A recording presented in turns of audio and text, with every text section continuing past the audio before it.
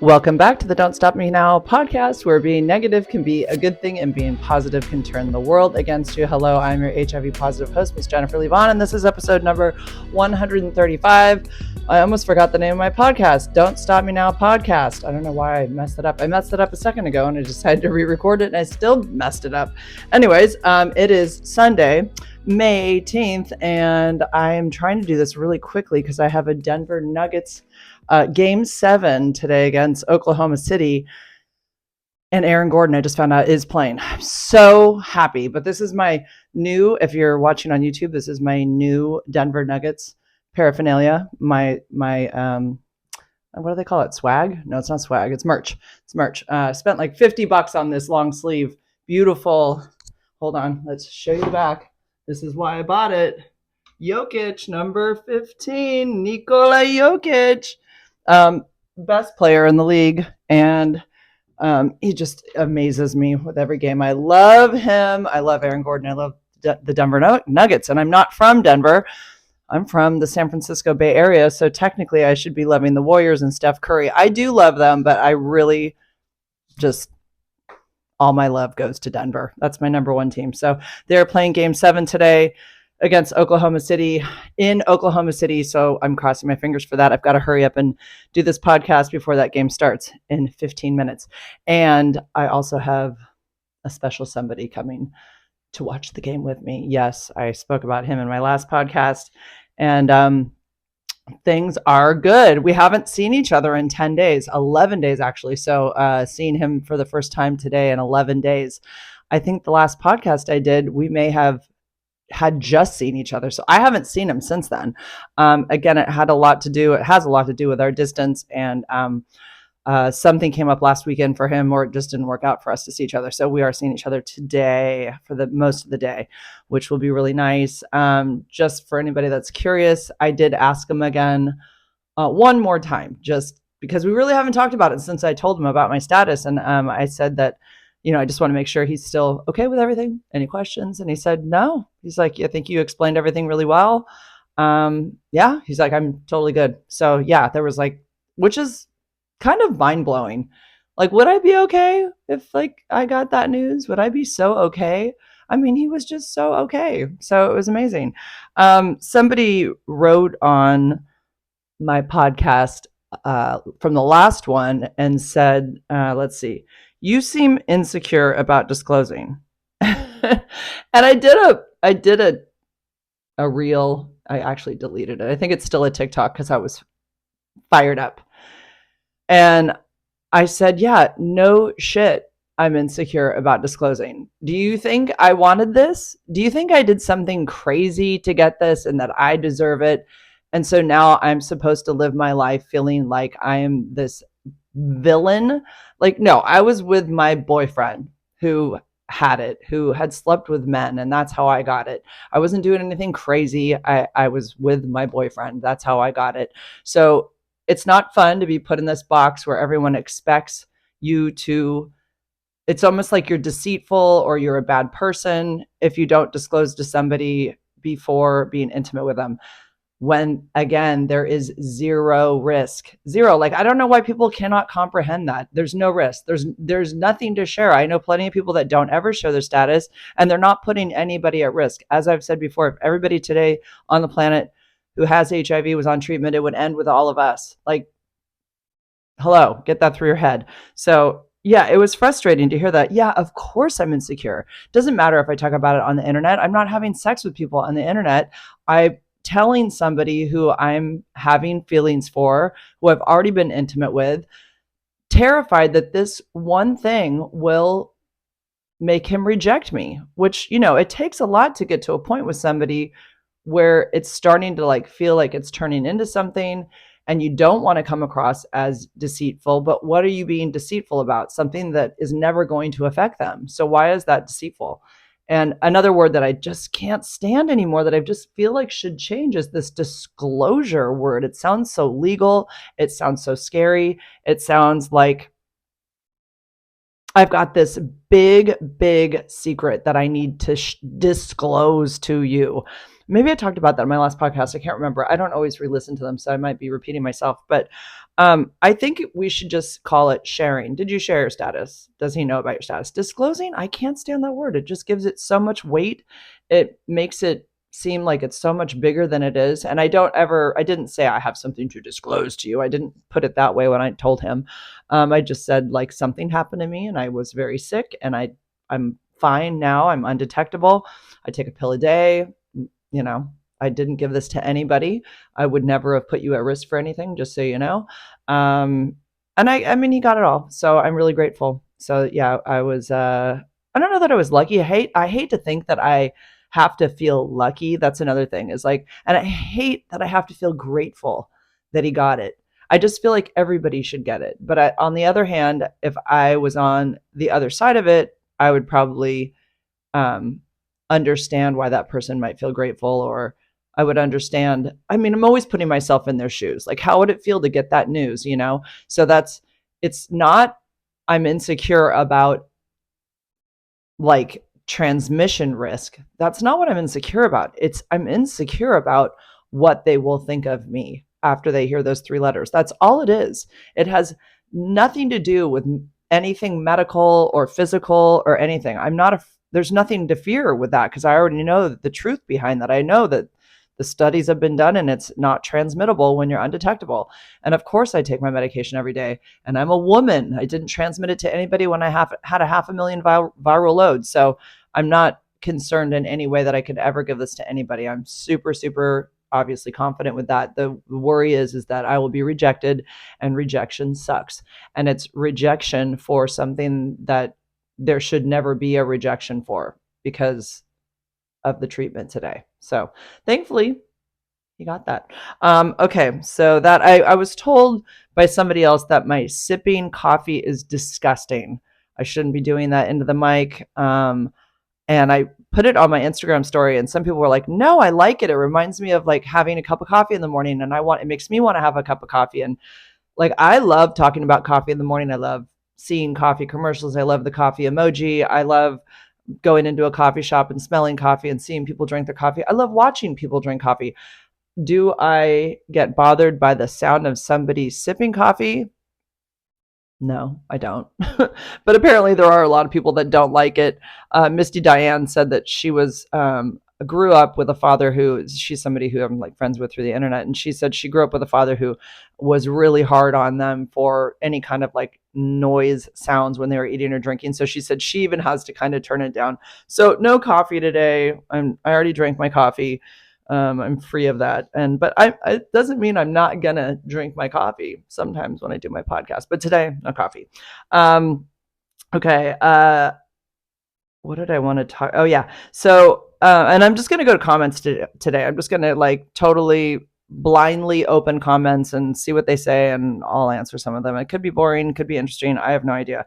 I don't have a lot prepared. I went on a Zoom recently with somebody that I work with, a woman, and we had a little bit of time to kill because we were waiting for people to join the live. And she said something that just bothered me so much. She was basically wanting to say that while we're waiting, she's just going to eat something really quick because, we had the time. And this is how she put it. I don't know if this bothers anybody else, but it just it bothered me so much. She says, while we have some time, I'm going to eat something and give my body some nourishment. Please don't ever use the word nourishment.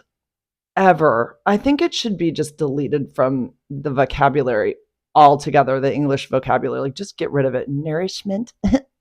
Feeding my body, giving it some nourishment. Sorry, I keep playing with my hair, but I'm blind and I can barely see it when I look straight ahead in my camera and I'm like, does it look right? Does it look okay? Sometimes I go back and I see my video and I'm like, oh my God, I should have like fixed that a little bit. I didn't realize it was doing that. So sorry about the hair, playing with my hair. But anyways, nourishment. Yeah, let's not say that word. I don't like it at all. I even told my son and he was like, ugh. I'm like, I know, right? I'm like, that's just a word no one should ever say. Giving my body some nourishment. Ugh. Sorry. Okay, let's go to YouTube and see what we can find. YouTube content, community. I need comments. Maybe it's under community. No, dashboard. I don't want to go one video at a time. I'm hoping it'll just give me a big list of comments. Maybe it's not. And thanks for those that liked my shirt in the last podcast. It was a new one I got. I'm actually about to order another one. These are. I'll just go to the last video because these are going way back.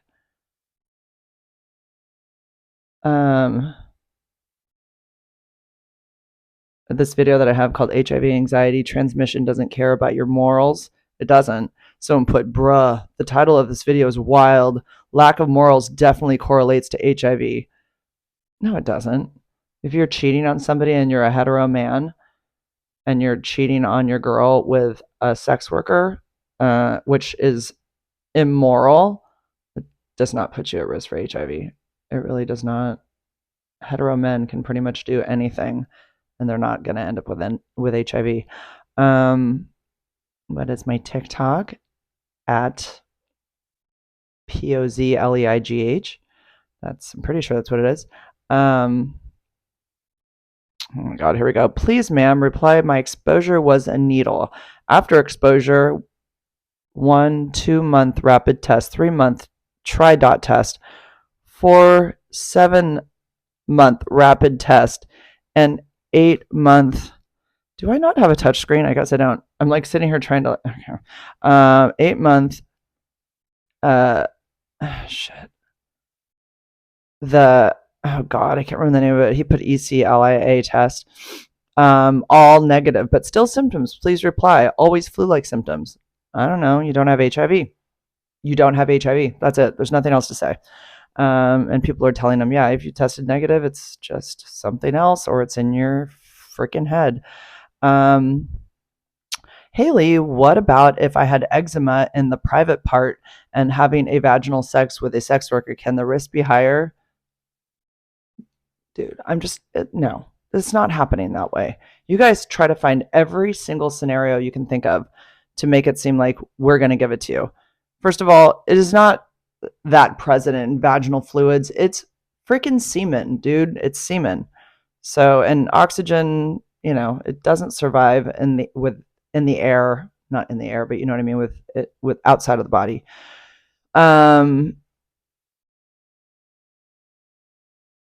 That's boring. I don't understand why people, especially in a developed first world country like the United States, are so ill-informed about HIV. Diabetes and tuberculosis are more deadly than HIV. Definitely.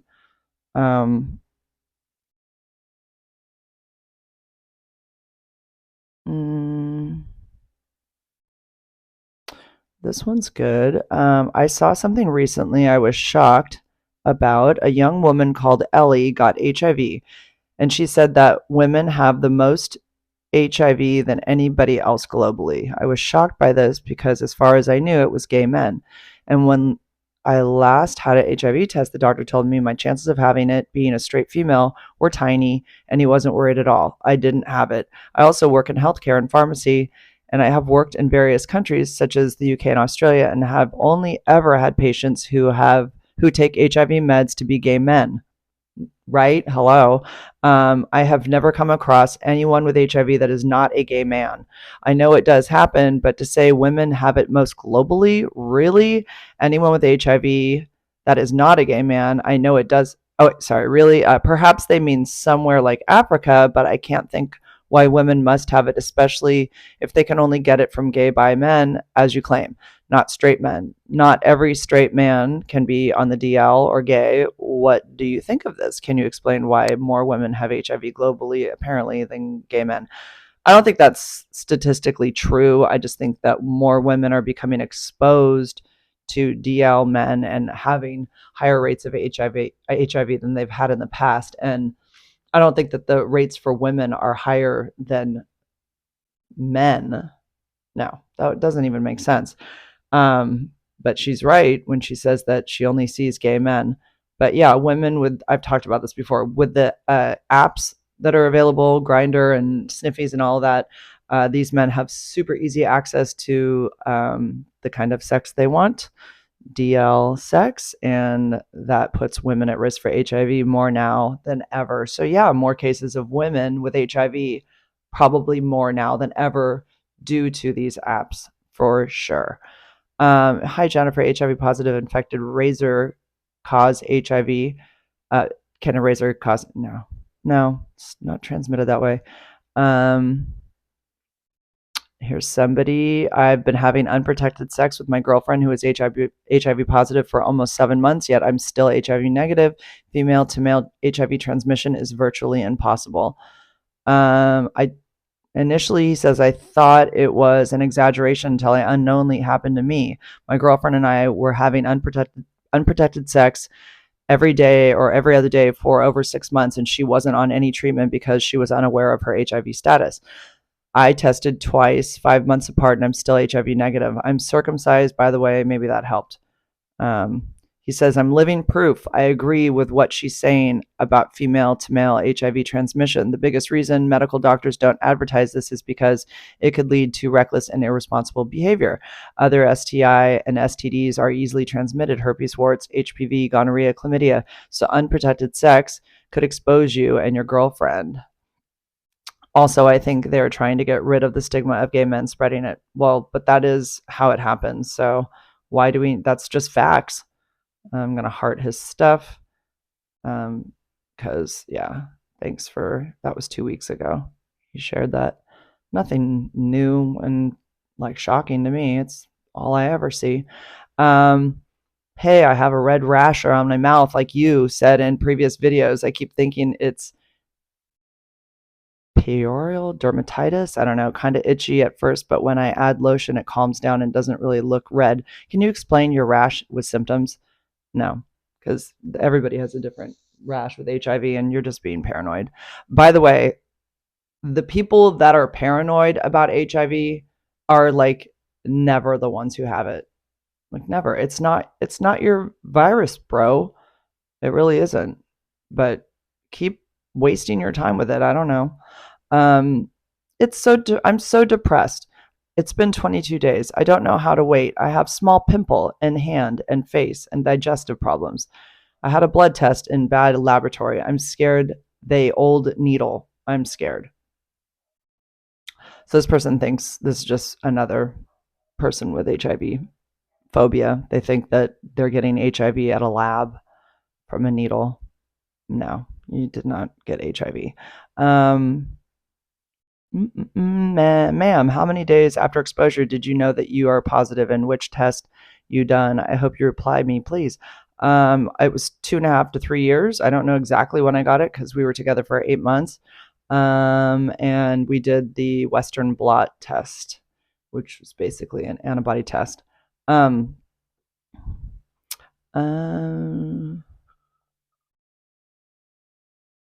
no. Another razor question. No, it's not how it's transmitted. It's not from dead skin cells. Like, and who's like getting the razor all bloody and then it's like in the air and then that and someone else grabs it and like has an open cut and they're like gouging themselves with that blood. Like, come on, that is not happening and that wouldn't do it anyways. Too many other factors in the way, making it nearly impossible. Water, air, all of that. Let's see. I'm just gonna do a couple more because I do want to go. It's almost time for my game, and it like literally is starting now.